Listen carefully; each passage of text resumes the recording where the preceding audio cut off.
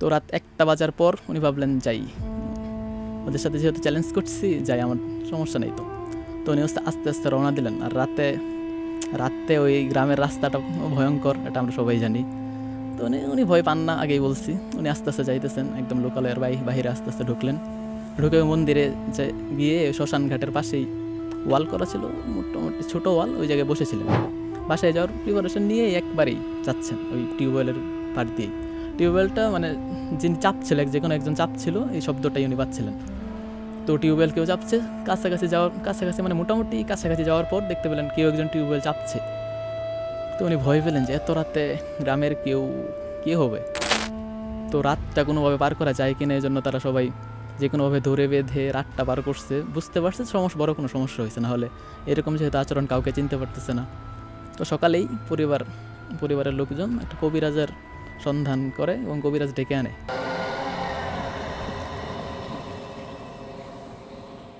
আমার এই হোস্টেল লাইফের একজন রুমমেট প্লাস বড় ভাই, মানে আমি যখন পড়াশোনা করি তখন ওনার পড়াশোনা শেষের দিকে প্রায়, এইরকম একটা বড় ভাইকে নিয়ে ঘটনা উনি আমাকে বলছে আর কি। ওনার জীবনের সাথে ঘটে যাওয়া ঘটনা উনি আমার সাথে শেয়ার করছিল মেবি 2019 সালের দিকে। তো যাই হোক, উনি এই জায়গায় আমার সাথে রুমমেট ছিলেন ঢাকাতে। তো উনিও একবার কোনো এক ছুটিতে বাসায় গেছেন। আর উনি যখন ঢাকাতে থাকতেন তখন উনি আর কি প্রচুর সাহসী একজন মানুষ। উনি যখন অনার্স বা মাস্টার্সে পড়াশোনা করেন তখন থেকেই ফ্রিল্যান্সিং করতেন।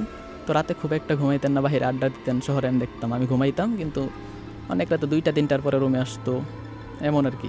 2টা-3টার পরে রুমে আসতো, তখন আমি ফজরের সময় উঠতাম, তখন উনি ঘুমাইতে যাইতেন, এমন বিষয়টা ছিল। তো উনি একদিন ছুটিতে বাসায় গেলেন। বাসায় যাওয়ার পর সেম অভ্যাস, ঘুমায় না, যেহেতু ঘুমানোর অভ্যাস নাই। তো উনি রাতে বাহিরে আড্ডা দিতেন, কিছু বন্ধু বান্ধব ছিল, ওই যে বলছিলাম ফ্রিল্যান্সিংয়ে টাকা ইনকাম করে, বন্ধুদেরকেও মাঝে মাঝে কিছু কাজ টাজ দেয়। রাতে বন্ধুরা ওনার সাথে অনেকক্ষণ করে থাকে। তো ঘটনাটা হলো ওই প্রাইমারি স্কুল যে ছিল গ্রামের, ওই প্রাইমারি স্কুলেই আড্ডা দিত তার বন্ধু বান্ধব সহ। তারা মোটামুটি 10টা-11টা পর্যন্ত আড্ডা দিত। তো ওই জায়গায় আড্ডা দিতেছে, তো ওই জায়গায় সবাই জানতো যে ওই যে ভাই, ওই ভাইয়ের প্রচুর সাহসী লোক। গ্রামে যেখানে রাতে কেউ বাহিরে যাওয়ার সাহস পায় না, উনি রাত 2টা-3টা পর্যন্ত গ্রামে অ্যাভেলেবল বাইরে চলাফেরা করে। তো এভাবেই তিনি আড্ডা দিতেছেন। একদিন সন্ধ্যার পরে 10টা-11টার মধ্যে, যেহেতু আর সব বন্ধুরা আইসে পরে, এত রাত পর্যন্ত থাকে। আর বন্ধুরা বললো, কিরে তোর এত সাহস কেমনে, তুই রাতে একা একা থাকস, ভয় পাস না? না, আমি ভয় পাই না। তো এভাবেই আর বন্ধুরা একদিন বললো, তাহলে যে ভয় যেহেতু পাস না, তাহলে আমাদের যে গ্রামের লোকালয়ের বাইরে একটা আছে, মন্দির প্লাস শ্মশান ঘাট। তো ওই জায়গায় একদিন যায় 1 ঘন্টা সময় কাটায় আসতে পারবি? বলে, কেন পারবো না, এটা তো সহজ কাজ, আমার জন্য খুবই সহজ। তো বললো, আচ্ছা তাহলে আজই যা। হ্যাঁ, যাইতে পারি, কিন্তু কি দিবি, এরকম আর কোনোর মধ্যে একটা বাজি, এরকম কিছু একটা হলো বন্ধু বান্ধবদের মধ্যে। তো উনি রাজি হলেন, যা ঠিক আছে চল, আমি যাবো, এই সাহস আমার আছে। যাই হোক, তো সিদ্ধান্ত হলো যে যাওয়ার পর যে কোনো একটা ভূতের কোনো কিছু একটা না ডাউনলোড করে দেবে, ওই জায়গায় বসে বসে শুনতে হবে। তো যেই কথা সেই কাজ, উনি যাওয়ার জন্য প্রস্তুত হলেন এবং তার বন্ধুরা বললেন যে যা তুই, আমরা যে কোনোভাবে তোর খবর নিব, তুই যাস কি যাস না। যাই হোক, 10টা-11টা বাজলো, আর বন্ধুরা সব চলে গেলো, মানে বাসায় চলে গেলো। উনি ওই জায়গায় থাকলেন, তাই ফোন চালাইতেছেন বা যে কোনোভাবে সময় কাটাইতেছেন আর কি। তো রাত 1টা বাজার পর উনি ভাবলেন যাই, ওদের সাথে যেহেতু চ্যালেঞ্জ করছি যাই, আমার সমস্যা নেই। তো উনি আস্তে আস্তে রওনা দিলেন। আর রাতে ওই গ্রামের রাস্তাটা ভয়ঙ্কর, এটা আমরা সবাই জানি। তো উনি ভয় পান না, আগেই বলছি। উনি আস্তে আস্তে যাইতেছেন, একদম লোকালয়ের বাহিরে আস্তে আস্তে ঢুকলেন।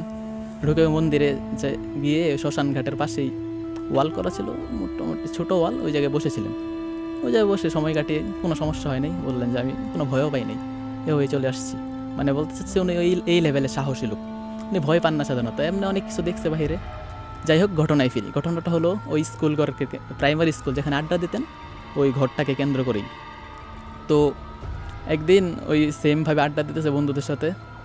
আড্ডা দেওয়ার পরে 10টা-11টার মধ্যেই সবাই চলে গেছে। তো উনি বসেই আছেন। উনি ভাবলেন সমস্যা নেই, তা উনি যাই 2টা-3টা-4টার দিক দিয়েও যায় সাধারণত। তো যাই হোক, বন্ধুরা যাওয়ার পর উনি বসে থাকতে থাকতে ওই দিন আবার ছিল, বর্ষাকাল ছিল তখন সম্ভবত। বর্ষাকাল, রাত 1টা বা 2টার পরে দিনের অবস্থা খুব একটা ভালো ছিল না। বিদ্যুৎ চমকাচ্ছিল, প্লাস প্রচুর বাতাস বইতেছিল। গ্রামের সাইডে ছিল বাঁশগুলো একবার এদিকে দুলতেছে আর একবার ওদিকে দুলতেছে, এইভাবে চলছিল। তো উনি ভাবলেন বাসায় চলে যাওয়া উচিত। তো উনি বাসায় যাওয়ার জন্য প্রস্তুতি নিতেছিলেন, এমন সময় ওনাকে একটু প্রস্রাবের একটু চাপ দেয়। ভাবেন এই দিন যেহেতু খারাপ, আবার স্কুলের সামনে বলছিলাম যে পুরোনো দিনের প্রাইমারি স্কুল, সামনে বড় বড় আম গাছ টাম গাছ ছিল, আর সাথেই ছিল একটা বট গাছ, অনেক আগের বট গাছ। তো উনি ওটার নিচে যায় প্রস্রাব করে আবার চলে আসেন। এই জায়গায় আসার পরে ভাবতেছেন বাসায় চলে যাবেন, যেহেতু দিনের অবস্থা খুব একটা ভালো না, বিদ্যুৎ চমকাচ্ছে, ভয়ঙ্কর একটা পরিবেশ আর কি। তো উনি ভাবলেন যাই, চলে যাই। এমন সময় একদম প্রাইমারি স্কুলটা যে ছিল ওটার সামনে, একটু বেশি সামনে, একদম শুরুতে একটা টিউবওয়েল ছিল।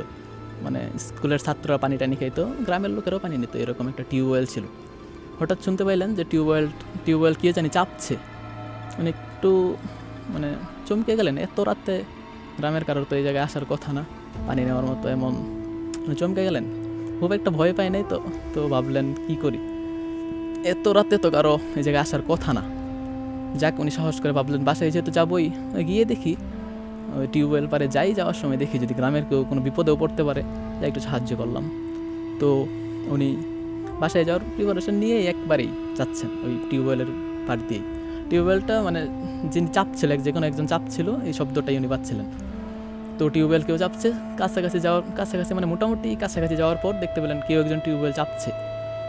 তো উনি ভয় পেলেন যে এত রাতে গ্রামের কে হবে, মানুষ হওয়ার কথা না। তাও উনি বলছিলাম যে উনি খুব সাহসী। তো উনি যে জিজ্ঞেস করবেন ভাবতেছিলেন যে কে বা। তো যিনি এই টিউবওয়েলটা চাপছিলেন তার দেখতে মানুষের মতো ছিল না, কারণ পুরো শরীর সাদা কাপড়ে ঢাকা ছিল। উনি দেখেই ভয় পেয়ে গেলেন, জিজ্ঞেস করবো কি না।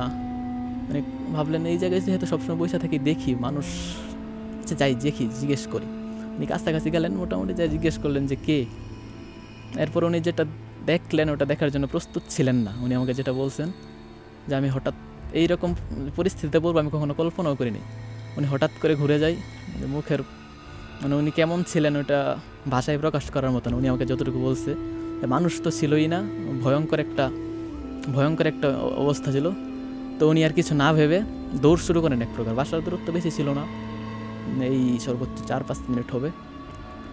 তো উনি কিছু না ভেবে দৌড় শুরু করেন, দৌড়ে কোনো রকম বাসায় যান। উনি বলেন এমন ভয়ঙ্কর পরিস্থিতিতে আমি জীবনেও পড়িনি, ওই একদিনে আমি জীবনে প্রচুর পরিমাণে ভয় পাইছি। তো বাসায় যাওয়ার পরে ওনার আর কিছু মনে নেই। উনি নাকি বাসায় যাওয়ার পরে ওনার কিছু মনে নেই। ওই এরপরের ঘটনাটা ওর পরিবারের কাছ থেকে শোনা যে উনি প্রচুর পরিমাণে ভয়, মানে উল্টাপাল্টা ব্যবহার আর পুরো চেঞ্জ হয়ে গেছে। পুরো চেঞ্জ মানে যায়া টিনের ঘর ছিল, প্রচুর শব্দ করতেছে, কীরকম ব্যবহার করতেছে যেটা উনি সচরাচর করেন না। এটা দেখে বাড়ির সবাই সজাগ হয়ে গেল, কি ব্যাপার কি, ও তো এমন করে না, কোনো সমস্যা হয়েছে কি না। এমন সময় বাসার সবাই উঠে রুমে আসলো, দেখে কাউকে চিনতেছে না, ব্যাপার কি, ও কাউকে এরকম চিনতেছে না কিসের জন্য। তো বাসার সবাই বুঝতে পারলো যে কোনো একটা সমস্যা হয়তো বা হয়েছে। তো রাতটা কোনোভাবে পার করা যায় কিনা, এই জন্য তারা সবাই যে কোনোভাবে ধরে বেঁধে রাতটা পার করছে। বুঝতে পারছে বড় কোনো সমস্যা হয়েছে, না হলে এরকম যেহেতু আচরণ কাউকে চিনতে পারতেছে না। তো সকালেই পরিবারের লোকজন একটা কবিরাজের সন্ধান করে এবং কবিরাজ ডেকে আনার পর কবিরাজ দেখেই বুঝতে পারে যে খারাপ কিছু হয়েছে, বা বলতে গেলে জিনে আসর করছে আর কি। তো যে কোনোভাবে কবিরাজ দেখে বুঝতে পারে যে কোনো জিনে আসর করছে, জিন হাজির করা লাগবে। তো কবিরাজ জিন হাজির করে। এই সময় কিন্তু যে ভাই বলতেছিলাম ওনার কোনো সেন্স নেই, মানে উনি কিছু মনে নাই আমি যখন বলতেছে।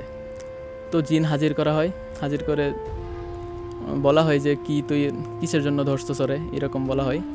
তো বলে যে ও তো প্রায় আমার সাথেই, আমি ওই বট গাছটায় থাকি, ওই যে বলছিলাম যে প্রাইমারি স্কুলের সাথে একটা বট গাছ আছে, ওইখানেই থাকে। ও তো প্রায় এই জায়গায় আড্ডা দেয়, কিন্তু কোনো সমস্যা তো করি না। কিন্তু ওই দিন ওই আমার সাথে ওই আমার যেখানে আমি থাকি আমার বাসার নিচে ওই প্রস্রাব করছে, প্লাস তখনই আমার ওই বিষয়টা আমি ভালোভাবে নেই, প্লাস আমাকে দেখে আমাকে দেখে চলে না যে ও আমাকে ডিস্টার্ব করছে, ও আমাকে ডাক দিছে, এই জন্য আমি কি ধরছে ওর, তো আমি ক্ষতি করে ছাড়বো। তখন কবিরাজ বলতেছে ও তো আর ইচ্ছা করে নাই, তো এরকম করতেছে কিছুর জন্য, এবার ছেড়ে দে, সামনে এমন হবে না।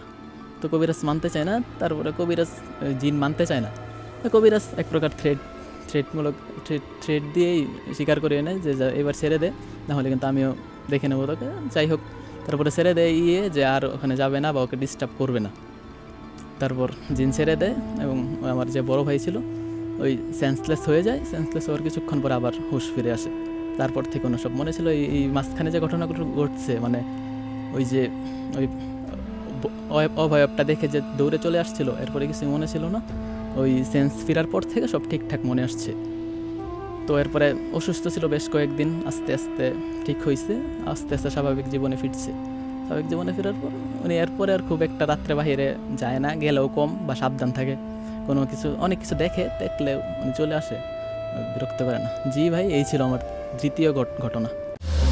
জাগো এফএম এর অ্যাপ এখন পাওয়া যাচ্ছে অ্যাপ স্টোর এবং প্লে স্টোরে।